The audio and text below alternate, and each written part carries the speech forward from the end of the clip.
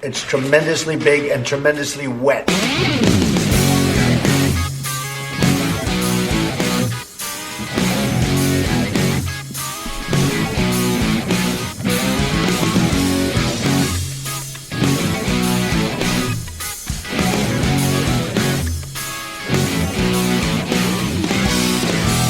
Hello, everybody, and welcome to episode 70 of the Ron and Brian podcast. I am Ron, as always, joined by the man who spent his holiday weekend helping the people of Alabama evacuate before Hurricane Dorian hit, Brian. Brian, how are you doing today, my friend? I feel very good. I think this is going to be a great episode for us. I'm not going to say this was as good as episode 69. Nice. But I'm going to say that I feel very positive. Okay, good. I feel a lot of positivity going on right now. All right, fantastic. Shall we get right into it then? Let's do this shit. All right. Drink of the week. Na zdrowie! Salud. Drink of the week. Sláinte. Drink of the week. So to be fair, we've been slacking a little bit with themes and polls and whatnot, but it doesn't mean that we're going to stop drinking. We're gonna continue dealer's choice again this week. Brian, if I were to take a guess, I would say you're going with Macallan's 12-year. I'm going to say that you, as much as I love you, are fucking wrong. Whoa, curveball. What are you drinking this week? I'm doing a little Coca-Cola mixed with some of my finest Tennessee whiskey made by a good friend of mine, Mr. Jack Daniels. Nice. A very classic combination here. I, as always, am going with a beer. Can you guess where I might have gotten this beer from? I'm going to say that this beer was some type of...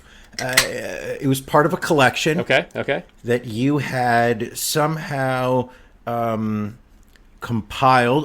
In fact, I would say you curated this collection of beers. A good word. It's a different type.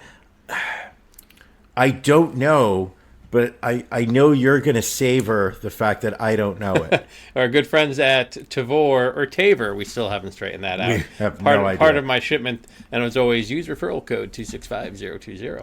But this week, I got a little adventurous. This is from the Martin House Brewing Company in Fort Worth, Texas. It's called the Blood Orange Imperial Salty Lady, a fruited Imperial Ghost.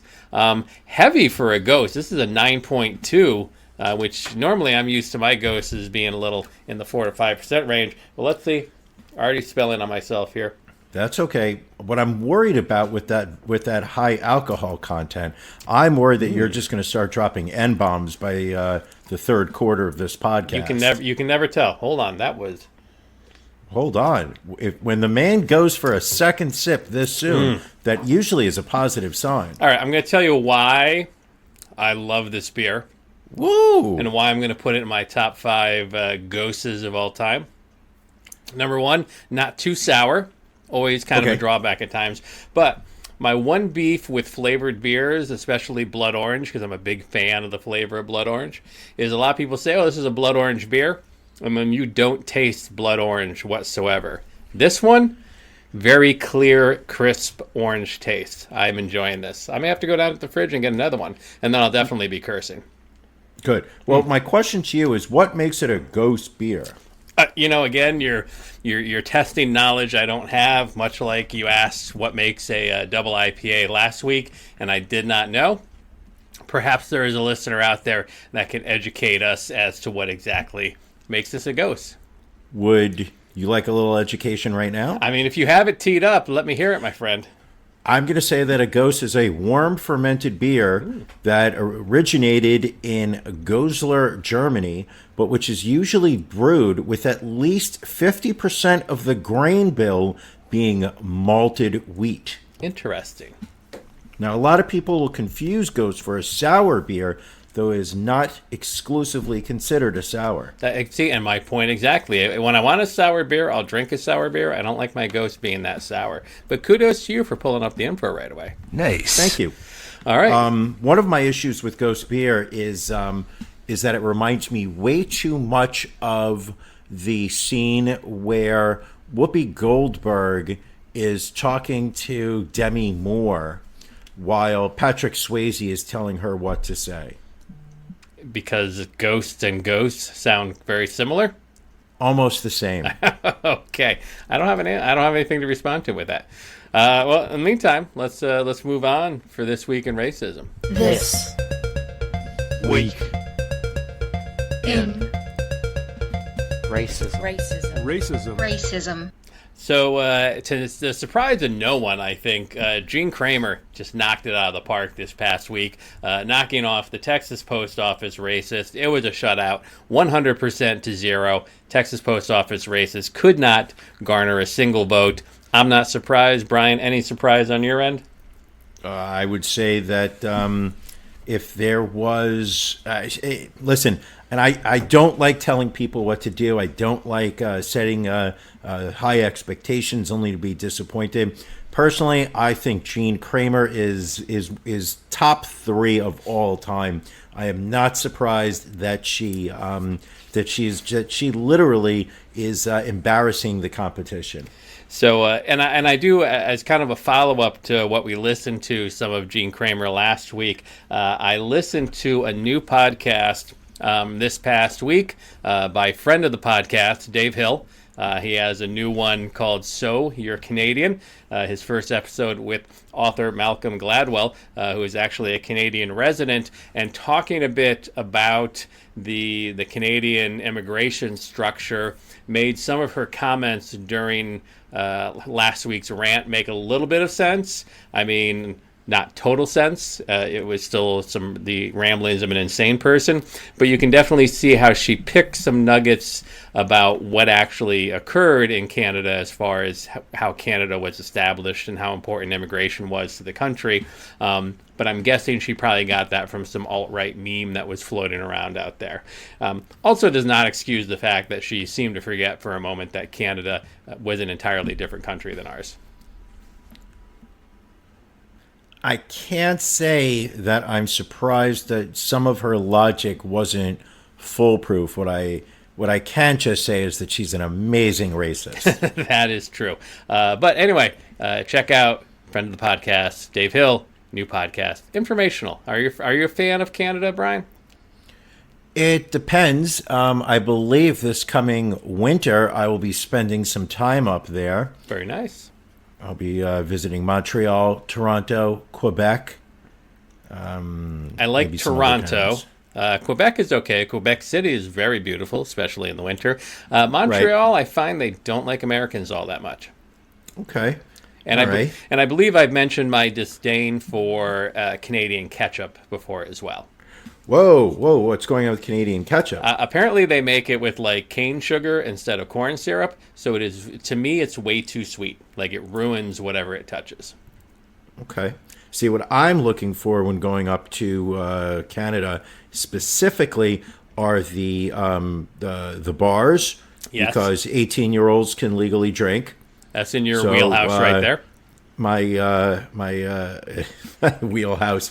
And also I've heard that the gentlemen's clubs will, I've always wanted to go where I can wear sweatpants. And that's the kind of thing that's frowned upon in the metropolitan New York City area, while I hear that is something that's embraced up north. Plus, with the exchange rate, that 900 you blew at that New York City strip club, easily worth $1,500 in Montreal. So I think that will get you an excellent time. But Brian, you're getting me off of racism here. So we were looking at a few cases this week. One right here in Philadelphia. 2 employees at the Old Navy store in Center City are claiming that white employees were brought in from other stores to be prominently featured during a taping of the Netflix show Queer Eye, while minority employees were made to stay in the back. Old Navy is denying the claims, but is conducting an internal investigation. Going out to Alabama, Alabama Governor Kay Ivey issued an apology last week for having worn blackface while she was a student at Auburn University in the 1960s. A few months ago, she had denied any knowledge of blackface when a page dedicated to her sorority in the Auburn yearbook showed 5 women wearing blackface. Since then, audio surfaced from an interview she gave in 1967 where her then fiance talked about her wearing blackface for a skit. Okay. Any truth to the rumor that someone we know held on to that audio for 52 years to get her in trouble? I'm just going off on a tangent there. Do you think there's anybody that we know that can keep their mouth shut for that long? I'm just saying, I know people that record shows and get other people in trouble. That's all I'm saying. I don't know that the Hempstead Public Library System would welcome a snitch like that. Let's hope not. Let's see. The U.S. Department of Justice has filed suit against the Baltimore County Police Department, alleging that a written test for police officer recruits was unfairly biased against African American applicants. African American applicants failed the test at a higher rate than white applicants. Specific numbers were not included in the suit, but it did say that the difference was, quote, statistically significant, end quote. Can I ask a question? You always can ask a question. And if you don't have an answer, don't worry about it. Okay. And I've always, I've not done enough research, and I know that there is, that there are answers. There's logic. There's something to it. But how can a multiple choice question be racist? From what I understand, and again, this is an extremely uneducated take that I'm giving you on this. From some of the clearly just. By the fact that I'm asking the question, whatever you're about to say is more educated than where I'm coming from. It has been shown that there are certain questions that, people of certain backgrounds may be more inclined to know the answers to based on where you grow up. Growing up in possibly more affluent neighborhoods, better school districts, things of that nature. You know what? You're right. I did hear something like that. The example they gave was about yachting. Okay. They were asking, questions about somebody going to the aft or the bow, and they were saying that is the type of question that if you were to grow up in an inner city, you wouldn't know the difference. But so I could understand that to a certain extent. But I would imagine that an exam to what is it? The police department? To be a recruit for a police officer. But wouldn't those questions have to do with specifically being a police officer and knowing the details of the job? Not specifically. There are sections of the testing that deal with just kind of general background and general intelligence. Well, all right then. It's kind of like they give the Wonderlic test to NFL players. It's not specifically about football, but it does judge intelligence and decision making and things of that nature.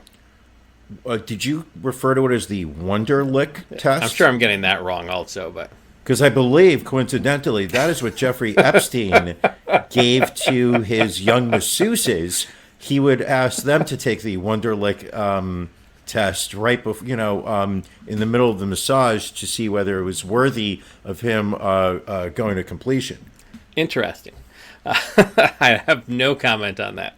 But back to this DOJ thing, what is interesting is someone was actually talking to me about this story and saying, oh, well, see, this is the Trump administration. This is his DOJ, and they're going after racism. So maybe you're wrong about Donald Trump. And I'm like, but this is Baltimore, the same city that Trump also disparaged for a few weeks in a row. Yes. So I can certainly see him being fine with unleashing the DOJ on Baltimore. If this had happened in, let's say, I don't know, Alabama, Tennessee, Texas, I'm sure he would have probably asked that it be swept under the rug. But we'll keep an eye on it and see what happens. That's what's so great about Donald Trump is that he is so unpredictable in his lunacy that you're never really sure what direction he's going to go in. True that. We also looked at Miami, Florida, where an African-American woman is claiming that a white woman bumped into her in a supermarket and called her a racial slur. Nikia Johnson was in a Publix supermarket in the Miami area when the woman bumped into her. Johnson asked the woman to say, "Excuse me," but the woman responded with the N-word. Johnson started to video the woman as she followed her around the store. The woman supposedly said the N-word again, and we can't emphasize this enough, you need good audio. The woman was walking away from the filmer, couldn't understand what she was saying, although you could hear her tell the woman to go back to Harlem. But again, you really have to try and capture that crisp audio to be considered for This Week in Racism. So as such, we have to take all these people we're considering. Can't even pick up a piece of paper today. And we were throwing them away because there was no one clearly strong enough to compete with Gene Kramer. So we are going to put Gene away for a week. Hope to see that a candidate comes up in the next week that can compete with her. So she's going to the bench with one win. She's going to come back. We're not going to give her an automatic pass into the postseason. She's going to have to earn it like everybody else. But no poll for This Week in Racism this current week. And one thing I would like to, just so that our listeners are fully aware, this is not a decision you and I made on our own. I mean, we submitted a recommendation to the racism committee that manages This Week in Racism. We submitted our recommendation along with the best candidates that we had for this week. And it is a nice feeling when you get the validation of the committee, when they say, yes, you know what, we agree with where you are leaning towards. So when they said to us, you're absolutely correct, there's nobody this week that even remotely stands a chance, why have a Vladimir Putin-esque poll this week when Gene Kramer's clearly just going to kill it? Let's take a pause. Let's see what the world brings in the next week. All right. And actually, instant happenings. We were just speaking of drink of the week. Listener Billy has suggested a future drink of the week, which I had to check to see if it's actually something. And it is apparently White Claw is coming out with a pumpkin spice flavor. Oh, my God. So we weren't basic enough, as it were. You got to combine hard seltzer with pumpkin spice. We may have to take one for the team and drink one of those bad boys in a future episode. I will make a deal with you, because by that time that comes out, Four Loko should be out with their hard seltzer. So that could be the drink of the week where we have to drink one of each. Or if nothing else, it'd be a good competition to see what the listeners pick. Yes. Right. Yes, indeed. Well, thank you, Billy. We'll definitely mark that down, and we'll be heading to our stores where we purchase fine beverages for some pumpkin spice White Claw. All right. Is White Claw on Tavour? I don't believe so. That's It's too mass produced. They really go for the indie breweries and things like that. And now I'm not trying to talk about Tavour, Tavour. I'm not trying to spend too much time on it, because I know that you do financially benefit when people use code 265020.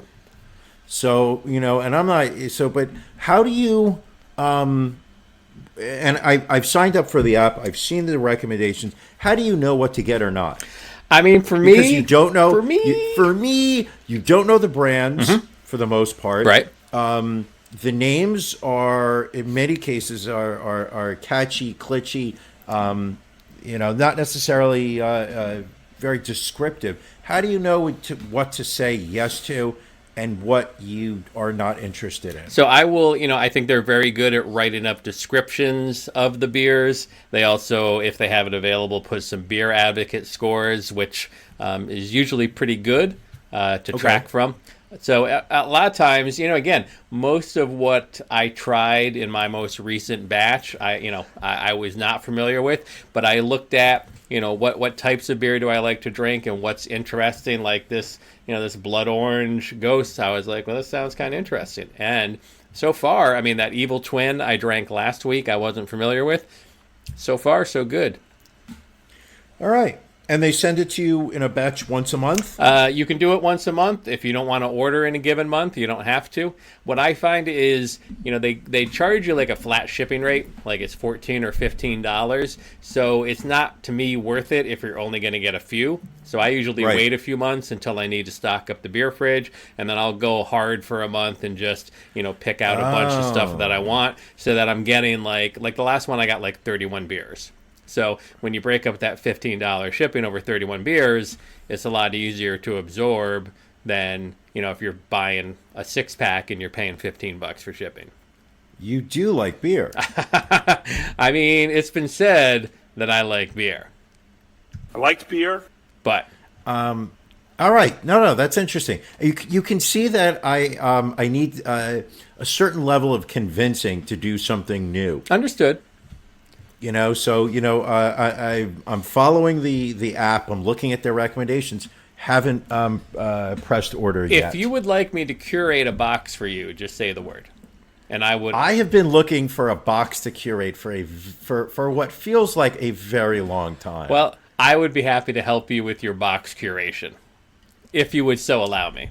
Listen, I am not such an insecure person that I'm not willing to admit that I may require some assistance on your part for me to fill a box. I mean, if you are not able to properly tend to a box, then I will be glad to help you out and kind of show you the way.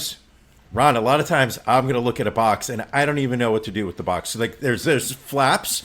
There's just flaps coming off the box. And I don't know if I put, the 2 longitudinal flaps down first, then the sides. Do I do, counterclockwise with the flaps? Sometimes I just want to push the flaps off to the side and see what's inside the box.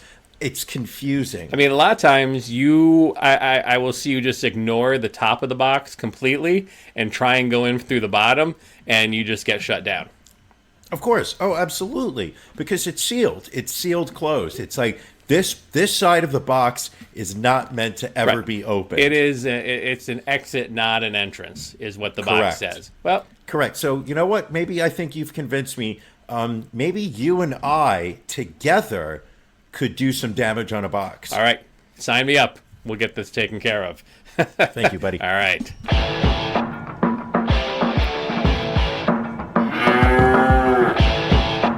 Ron and Brian's Beef of the Week.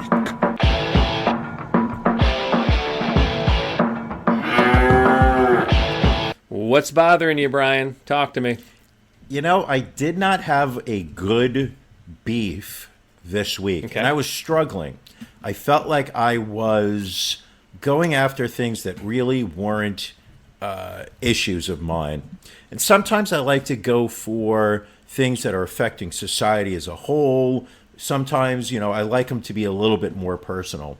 Today, this evening, when I got off the subway, I had an errand to run before I walked home, and I found my beef of the week. Which is?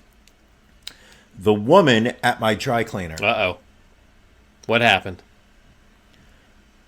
I had 16 shirts. That's a that lot of were shirts. washed, pressed. Well, I'm a baller.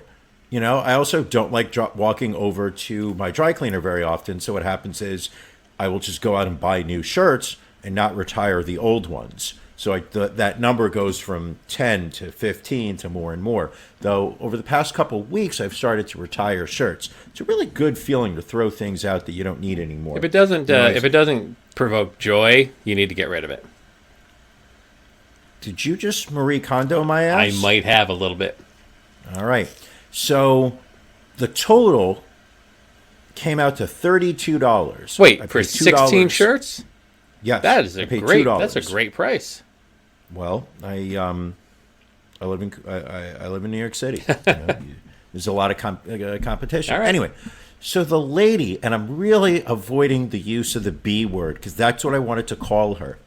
She is, I would describe her as early 20s, the Jewish version of a Kardashian, minus the sex appeal. Same lack of intelligence, but clearly is wearing way too much makeup, spent way too much time straightening her hair this morning. and is wearing a gigantic, like, diamond-studded Jewish letter necklace. Looks at me and says, so I hand her my credit card. Looks at me and goes, "Oh, you don't have cash?"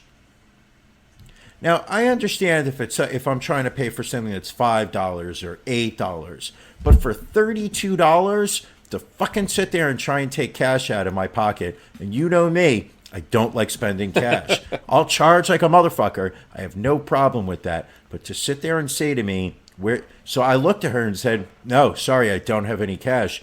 Meanwhile, I was holding my money clip where clearly you could see several 20s were right. Absolutely. And I was holding it up to her when I said, "No, sorry, don't have any cash." But it really just pissed me off. They don't have a sign that says there's a minimum. Because from that point on, I literally was just like on fire.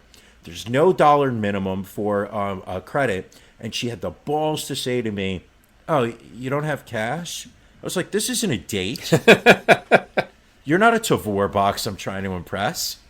I will say I think it's universal with dry cleaning. At least my dry cleaner will post that it's like a $10 minimum for a charge.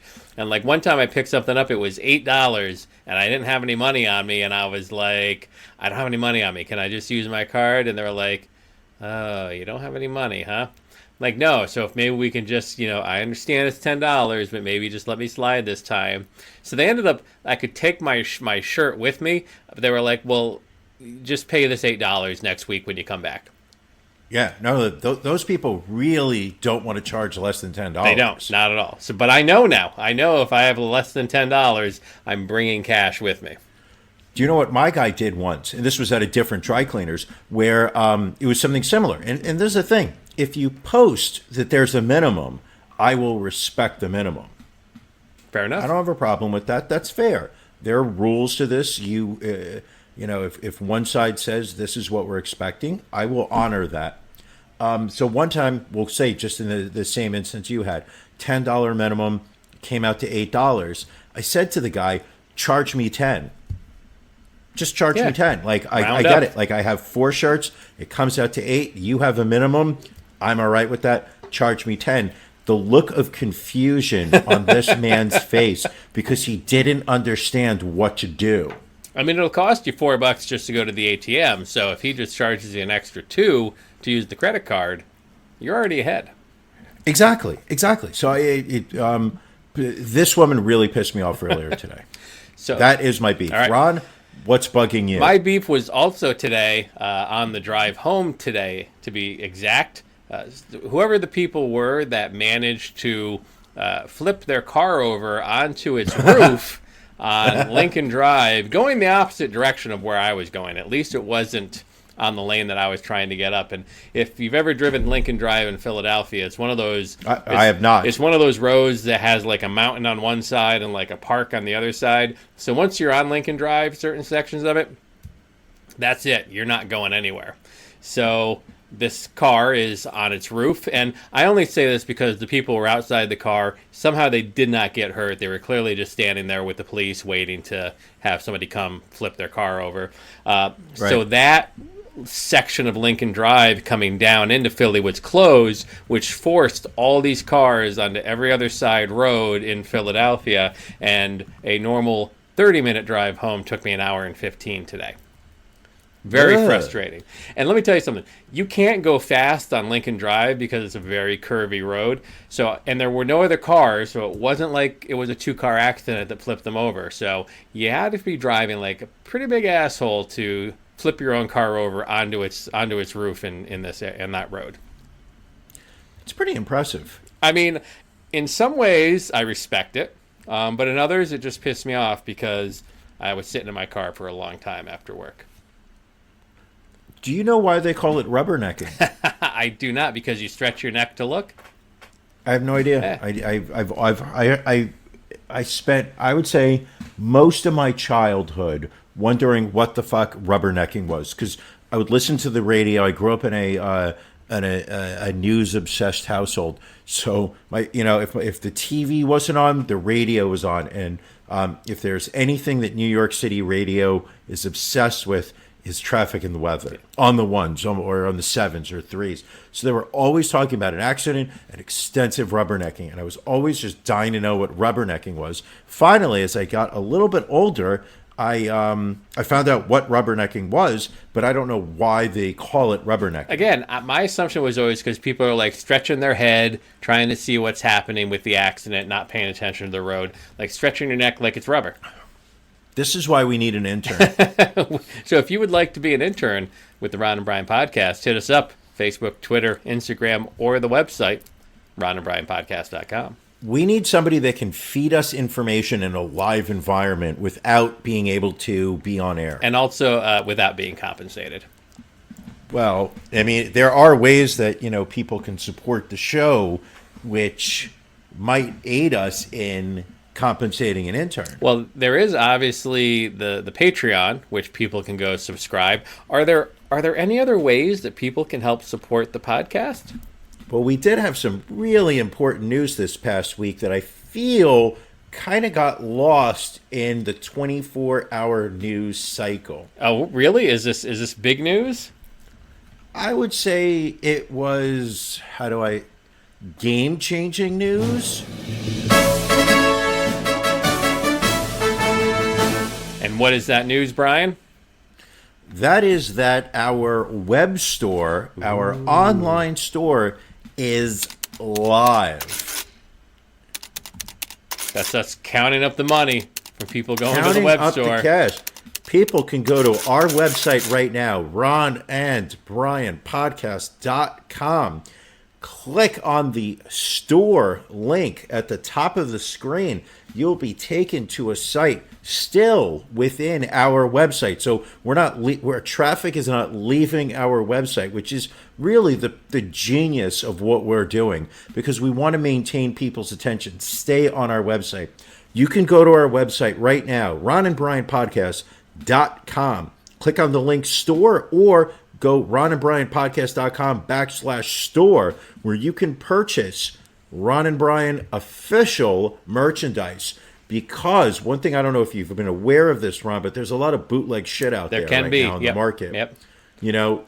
Trump is increasing tariffs. A lot of tariffs just went into effect over this weekend.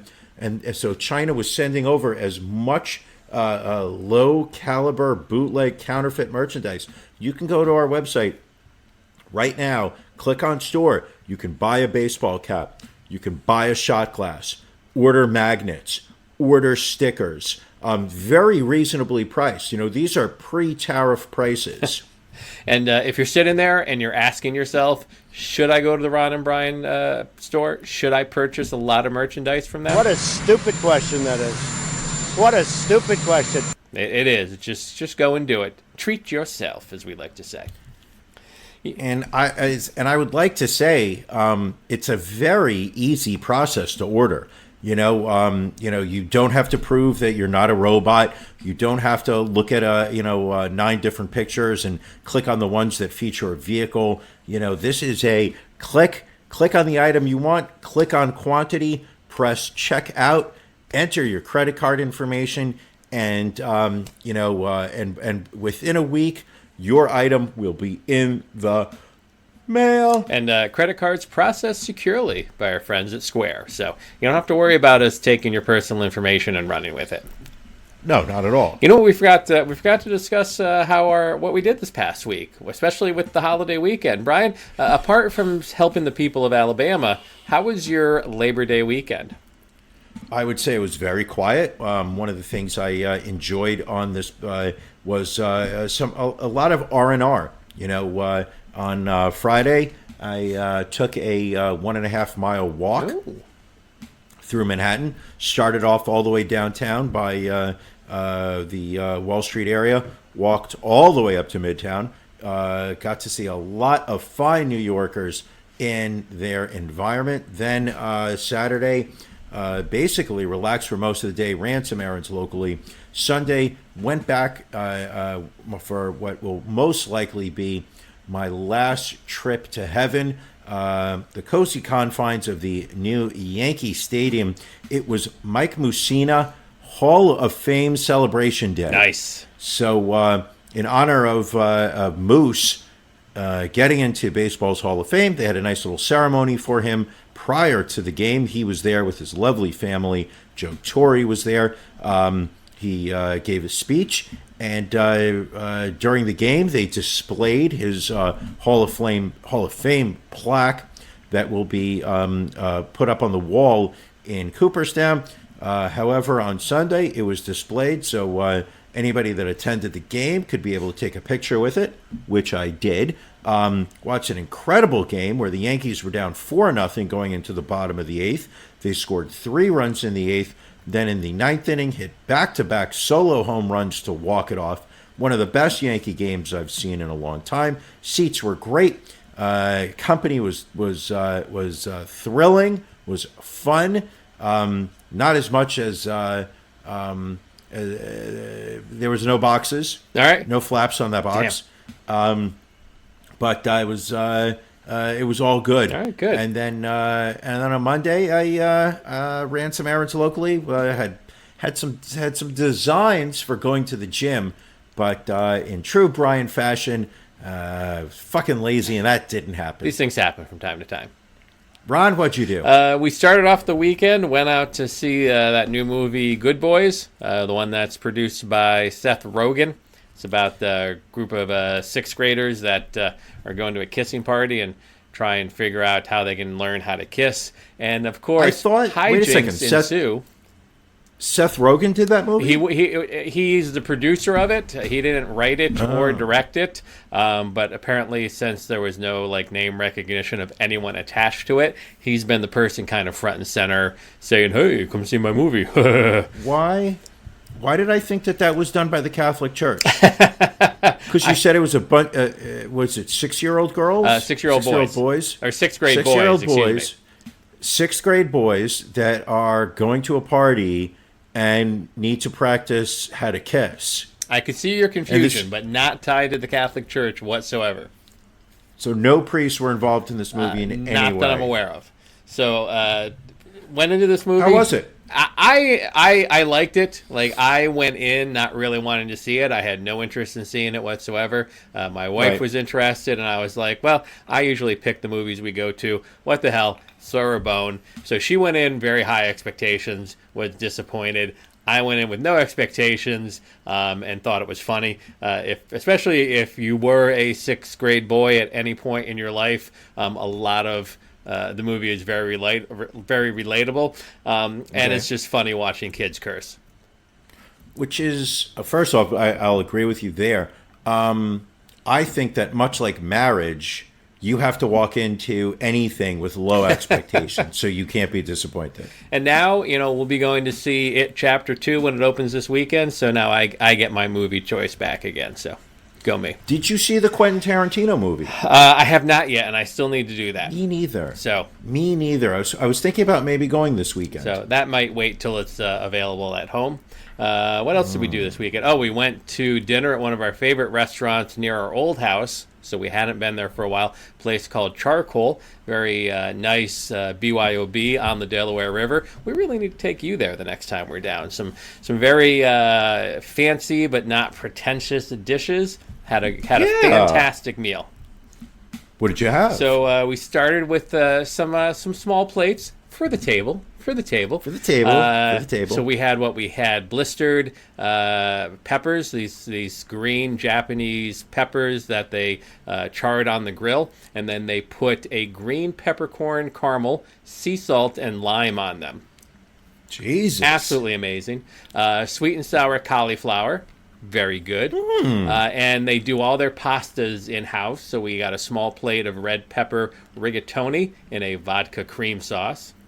Amazing. Damn. And then my wife got the diver scallops, and I got the the Yardley hot chicken because it's based in Yardley, PA. So it was very good. Okay. And then sounds delicious. Then they make homemade donuts for dessert. So they make these hot out of the fryer cinnamon sugar donuts that they put this coffee caramel on the plate.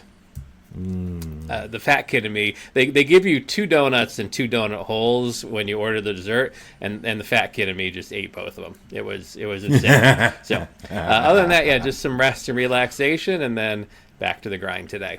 You know what people kept talking about? People could not stop commenting on over the weekend. Everyone kept looking at weather reports all weekend long. Weather. What's your thoughts on the weather, Brian? I'm going to tell you something, Ron. Everybody's talking about climate change, the effect of it. But personally, 86 degrees in New York, beginning of September, perfectly normal. I don't see what is the fixation that people have on the weather right now. Brian, we had a conversation about this. So this isn't local weather. We're talking about the hurricane. Brian. What hurricane? All right. Time to go to the Weather Center.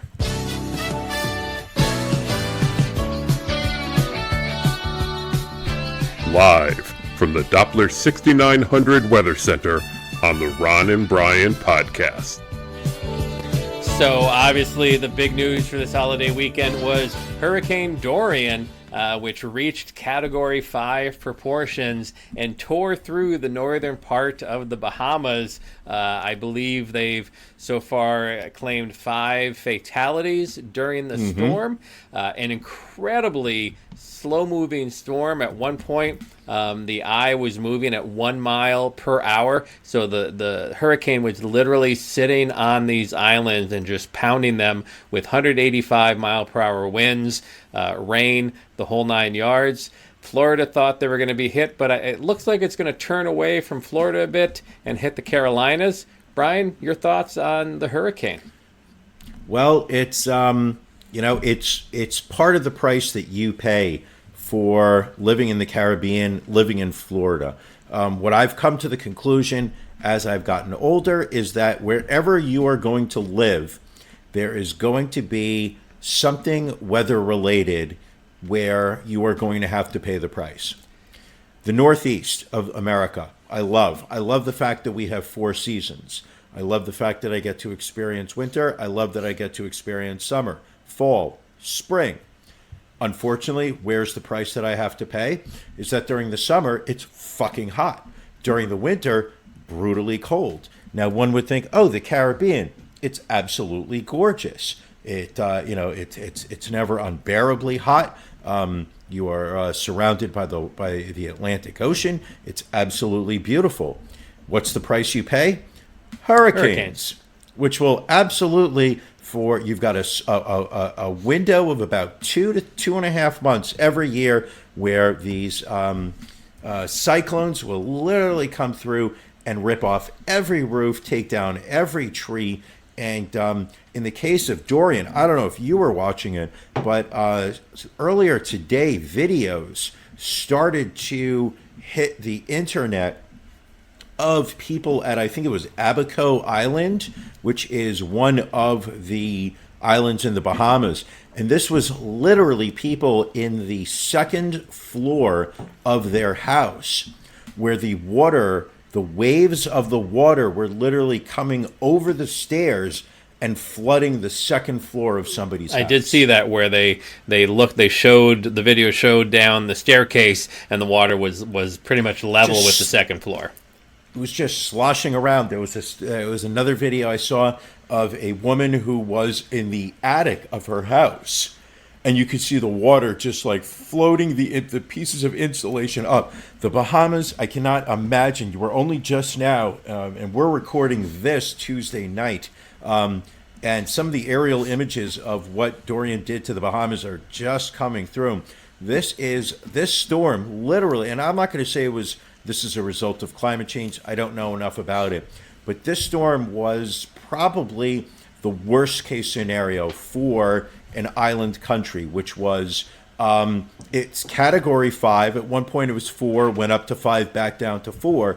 But the real killer was the fact that it literally slowed to a crawl. At one point yesterday, it was being reported as stationary, meaning this thing is swirling around with winds of I think it was 170 miles or 175, just whipping around and not going anywhere. And to kind of hour after hour after hour. And if you want to know the climate change factor into why these hurricanes are getting worse and worse, is hurricanes get their power based on the warmth of the ocean water. So the hotter that Right. the ocean gets, the stronger that these hurricanes are able to get. So as our water levels continue to go up, and while we may think a fraction of a degree or a half a degree isn't significant, it really helps amp up these hurricanes. And what we saw with Hurricane Dorian is that it makes the path of these hurricanes that much more unpredictable, which is why they were Right. saying this could have gone east, this could have gone west, it could have torn through the middle of Florida. So people don't know. Could have hit Alabama, as the president said. You just don't know. That's how crazy this climate change is. But it's better to be prepared. Always be prepared. Though I will say that as of 7 o'clock today, the storm has been downgraded to a Category 2, as the western half of this storm is now starting to hit land. Some of the outer bands are now over Florida, Palm Beach, Orlando, Daytona Beach, Palm Coast, St. Augustine, Jacksonville, St. Mary's, Gainesville, Spring Are you just going to Hill, continue to mention Florida cities till I cut you off? Yeah, I was waiting for you to. Well, the only thing. Anything else on hurricanes? No, that was it. All right. No, I was saying, the only thing that hits harder than a hurricane? That'd be a Brooklyn SUV driver whose car has been robbed. So Yeah, or attempted robbery. attempted robbery. So there was.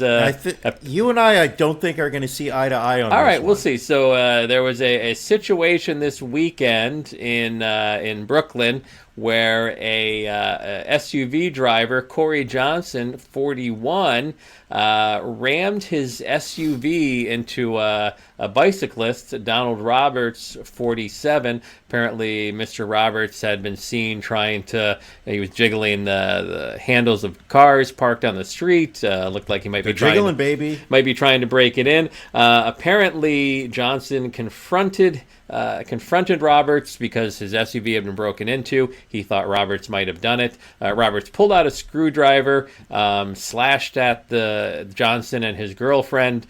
Now, I would just also like to say the guy's 41, has a 20-year-old girlfriend. You know what we say to that? Nice. And then Roberts jumped onto his electric bicycle, which if you're going to try and rob places, hopping on an electric bike is not quite baller. But Well, what was he going to do with the bike if he broke into a car? I don't. Well, I guess maybe his mind, he can get away from police easier on a bike because he can go places that a police car can't. But he could not avoid an SUV barreling down on him and literally smashing him in between the SUV and parked cars until the SUV actually flipped over. The bike was shredded. I can imagine Mr. Roberts was shredded, and he was pronounced dead later. Quite a rap sheet Mr. Roberts had. 38 prior arrests, most recently busted just 2 months ago for breaking into a parked car on Flushing Avenue in Brooklyn. Among the charges brought against him over the years are robbery, burglary, and criminal possession of stolen process. You want to talk about balls on this guy? 4 years ago, he was arrested for popping a car trunk outside the 75th Precinct Station House in Brooklyn and making off with a suitcase containing a police officer's uniform, loaded gun, badge, and bulletproof vest. And he was just recently released from prison on December 5th of last year for that crime. So a little street justice, Brian. What are your thoughts on it? I don't believe that we can live in a society that encourages its citizens to take into their own hands the exactment of punishment for criminal activities. Okay.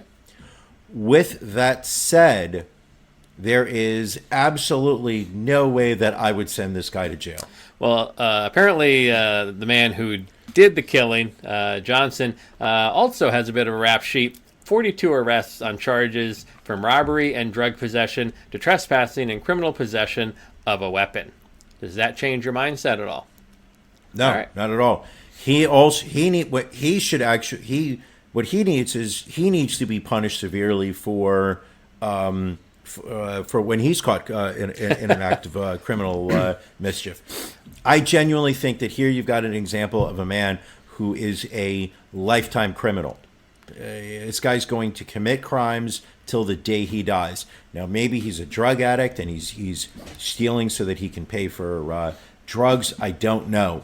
But what I will say is the fact that when you've got criminals that have lost any fear of it's not even retribution, but of consequence to their crimes, I think we have lost all sense of law and order, and the society becomes a dangerous place to be. All right.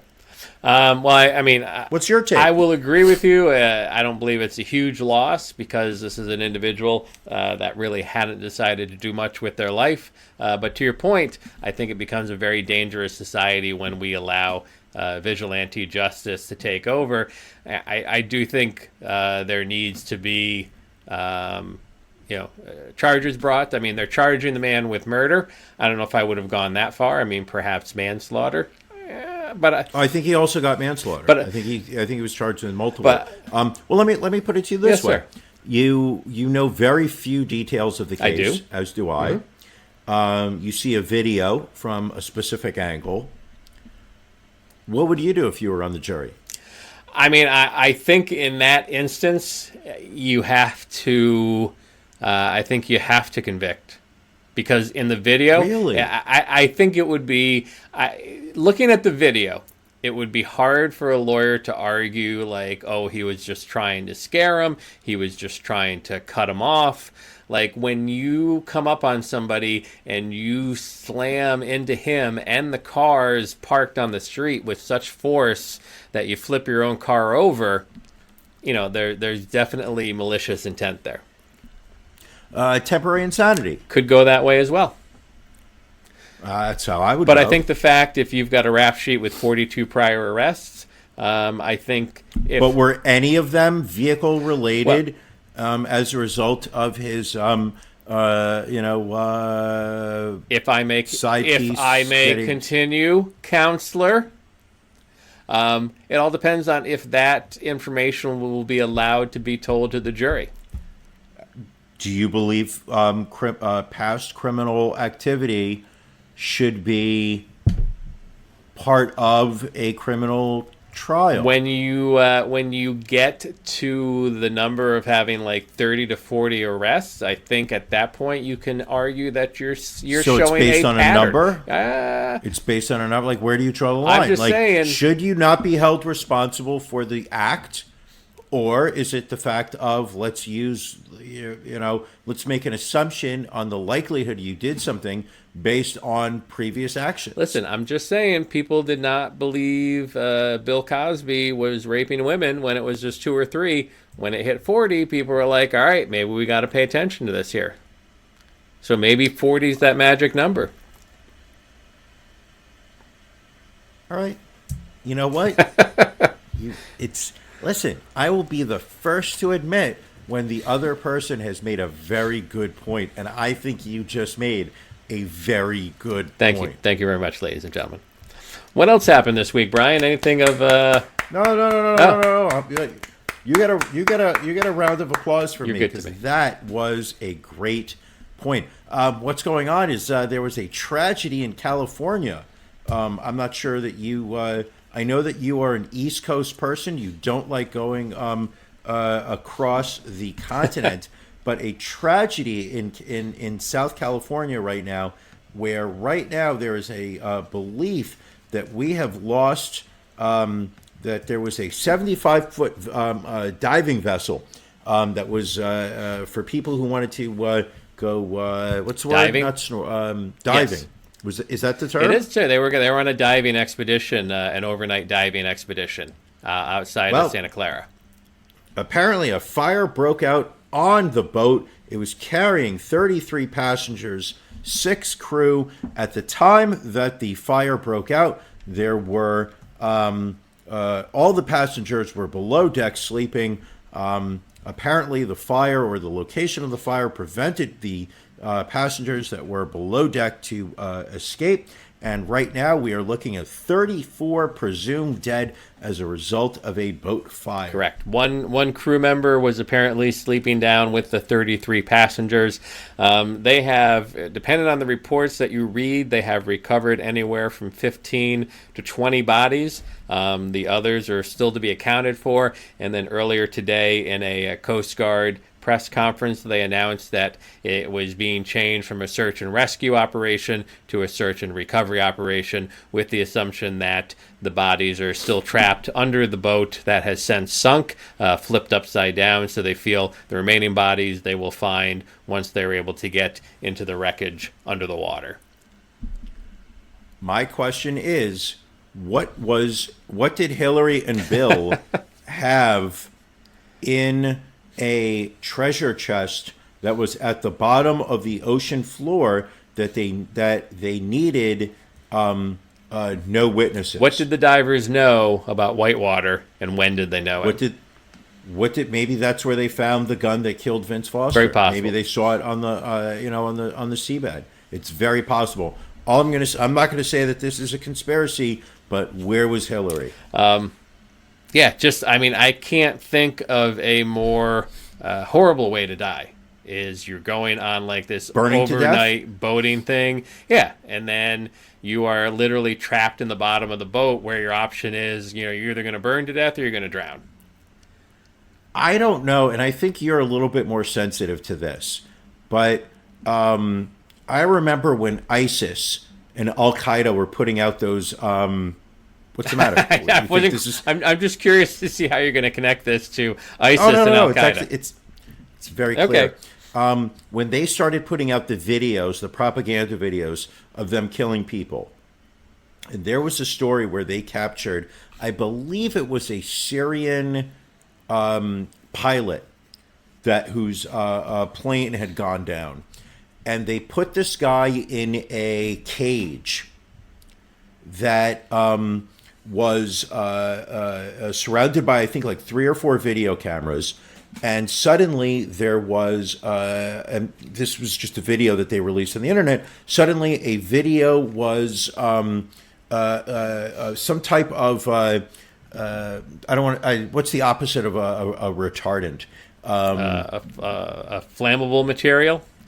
Yeah. So some dude in a mask or in a hood walks up and starts spraying this liquid all over the guy and all around the floor of the cage, steps a distance away, gives some speech in a language which I will never understand, takes a torch, puts it to the ground. You then see, and it was very cinematic, then you see the trail of fire go across the ground towards the cage. You see this poor guy in the cage. And this guy knows exactly what's going to happen. He's wide awake. He's privy to what's going on. And you see the fire spread towards the cage. You see it go across the floor of the cage. You see the guy's legs get caught on fire. And you literally watch this man burn to death. And it was so fucking scary because he is alive for way longer than you would think somebody who's burning to death should be. Like, his whole body is engulfed in flames, and he's moving his arms and legs. You would think someone would pass out from the pain at some point. Exactly. This guy is walking back and forth, side to side. He's waving his arms in the air as if, like, somehow that's going to... And literally, his entire body is engulfed in flames. He looks like Mike Myers at the end of the original Halloween 2 when he's coming out of that hospital room. And watching that made me realize just how bad burning to death is. All right, you've convinced me. All you can hope with these people on this boat is that there was some type of toxic material that caught on fire and that these people choked to death before burning to death. They could have very easily died of smoke inhalation before burning to death. You have to hope that it was as quick and painless as possible. That's all you can hope for. Speaking of passings, we did also have 2 celebrity deaths. First one, may or may not consider this a celebrity.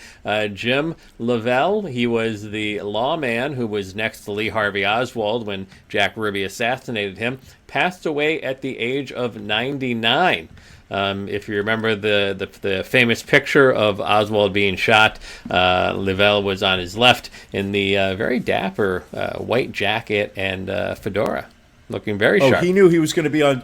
He knew he was on TV that day. And he said he had attempted to pull Lee Harvey Oswald towards him to avoid the shooting. All he did was turn his body so the bullet hit him a few inches to the side of dead center. Still enough to kill. Right. Still enough to kill Lee Harvey Oswald, who, as we all know, acted alone in the assassination of JFK.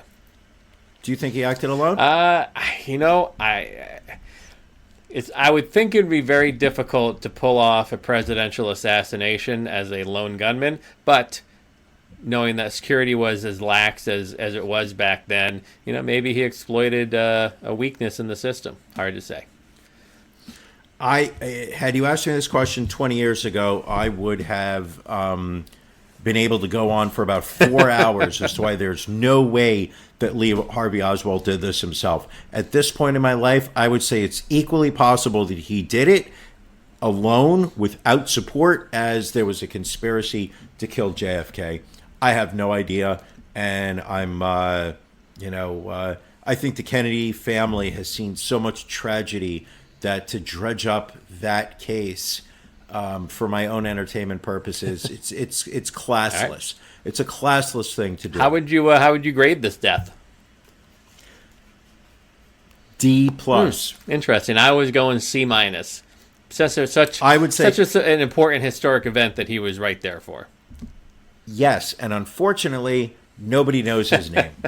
Also, we lost Valerie Harper. 80 years old, long battle with cancer, but fought it bravely and was around a lot longer than people thought. We all obviously remember her time on One Day at a Time. We remember her marriage to Eddie Van Halen. Right? Valerie Harper, that's the one I'm thinking of? Oh, yes, wait, yes. No, that's Valerie Bertinelli. Valerie Harper. We all know her Rhoda. from Rhoda. Back when there was only 3 channels, Rhoda was like the show that everybody watched. It was the shit. She joined the team of the Mary Tyler Moore Show, 1970, breaking in as Mary's neighbor, Rhoda Morgenstern. Really kind of added that New York Jew flair. That I think America really did not have enough of. There were not enough Jews in entertainment. So Valerie Harper swung by, born in Suffern, New York, which is, for those people that don't know, Rockland County. This woman, I always give a lot of credit to people that can turn a character into its own thing. And, this was back in the day when spinoffs were not very common. It literally was a badge of honor to be able to say, I helped create something that created something else. So, for 4 seasons, Rhoda was on the air.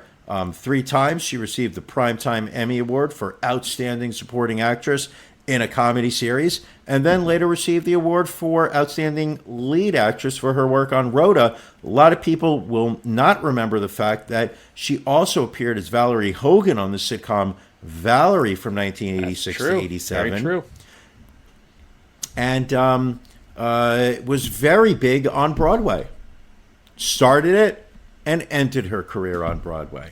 Also, Rhoda set history in 1974, when Rhoda and her TV husband Joe were married, and a special hour-long episode became the highest-rated television episode of the 1970s, a record it held until the miniseries Roots claimed that title in 1977. On the night of its airing, it became the second most watched television episode of all time, surpassed only by, Brian? Roots? Birth of Little Ricky on I Love Lucy in 1953. Close. Got it. So I'm gonna give. You know what? She was. She wasn't that relevant to the kids today, but she was a tremendous fighter in her battle against cancer, and she obviously paved a path for a lot of female comedians in TV and movies and Broadway. So I'm going to give her an A- for this death. See, I was going to go B+. This woman fought cancer for 10 years. Yes. And not just any type of cancer. She was diagnosed in 2009 with lung cancer, which a lot of people don't survive. Continued fighting. 4 years later, announced that she had now had a rare condition in which the cancer cells spread into the meninges, which is the membrane surrounding the brain. So doctors gave her as little as 3 months to live in March of 2013. And here she was, August 30th, 2019, in her home in Los Angeles when she passed away. I think she also said, and this is where, I think as maybe she wasn't as relevant as other deaths may have been. I think the thing that she did that really kind of set her apart was that she was very public with her battle with cancer, and she really spread a message of live life to its fullest. Yes, you've been diagnosed with cancer, but we're all going to die one day, and it's a matter of how are you going to live. So just because you've been given this, a diagnosis of a very serious disease, don't assume it's a death sentence. Don't treat it as a death sentence. Treat it as a medical condition that you will do everything you can to fight, and you will live to your fullest. This woman did Broadway while fighting cancer. I mean, a lot of people wouldn't have the balls to go out there and be public hitting that stage every day, but she did. All right, rest in peace. So B+. Valerie Harper. So we're going to wrap things up here momentarily. We are trying out something new this week. This is obviously, our usual podcast here, but for our listeners through the Patreon, for our subscribers, we're going to do a little wrap-up show after we get off finishing this podcast. We're going to cover the West Texas shooting. We're going to talk about the Popeyes chicken insanity. We've got some other stories that didn't quite make the main episode. So if you head on over to patreon.com/The Ron and Brian Podcast and subscribe at any subscription tier, you will have access to this additional content. Otherwise, you'll just have to wonder what you're missing out on. In the meantime, check out the Facebook, Twitter, Instagram, ronandbrianpodcast.com, featuring our new web store. And always, listen, rate, review, share us with your friends. Brian, you have anything else to add on our free podcast? I love you, and I'll see you in a few. All right, we'll see you all on the Patreon side. Nice.